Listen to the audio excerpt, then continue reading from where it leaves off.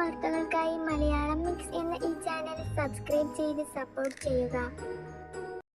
ചെറിയൊരു വഴക്കിൻ്റെ പേരിൽ 10ാം ക്ലാസ്സിലെ കുട്ടികൾ ചേർന്ന് ആക്രമിച്ചു കൊലപ്പെടുത്തിയ ഷഹബാസിൻ്റെ കേസിൽ നിർണായകമായ തെളിവുകളാണ് ഇപ്പോൾ ലഭിച്ചുകൊണ്ടിരിക്കുന്നത്.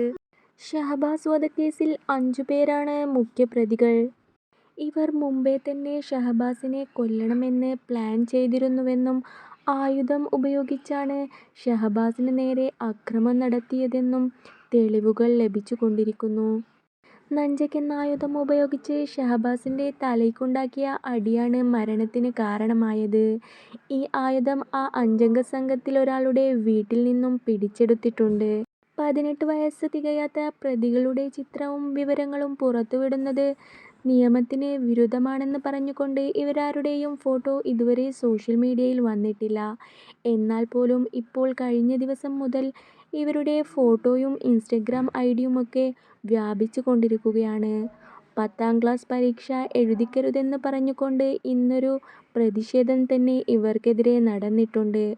എന്നാൽ ഈ പ്രതിഷേധത്തെ പോലീസ് അടിച്ചമർത്തുകയാണ് ചെയ്തത്.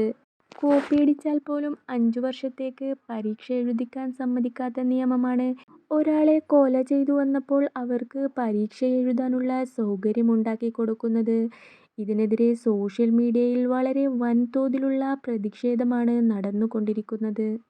ഷഹബാസ് വധക്കേസിലെ പ്രതികളിലൊരാളുടെ പിതാവ് മറ്റൊരു പ്രതിയുടെ കൂടെ നിന്നെടുത്ത ഫോട്ടോ ഇപ്പോൾ സോഷ്യൽ മീഡിയയിൽ പ്രചരിച്ചുകൊണ്ടിരിക്കുകയാണ്.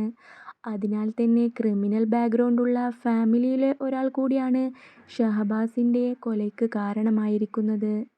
ഒരാളെ കൊല ചെയ്താൽ അതിൽ നിന്നും രക്ഷപ്പെടാനുള്ള വഴികളും ഈ 5 പേരും മുമ്പ് തന്നെ ചർച്ച ചെയ്തിരുന്നു. വ്യക്തമായ ഒരു പ്ലാനുണ്ടാക്കി തന്നെയാണ് ഇവർ ഷഹബാസിനെ കൊലപ്പെടുത്തിയതെന്ന് ഇവരുടെ ചാറ്റുകളിൽ നിന്നും വ്യക്തമാണ്.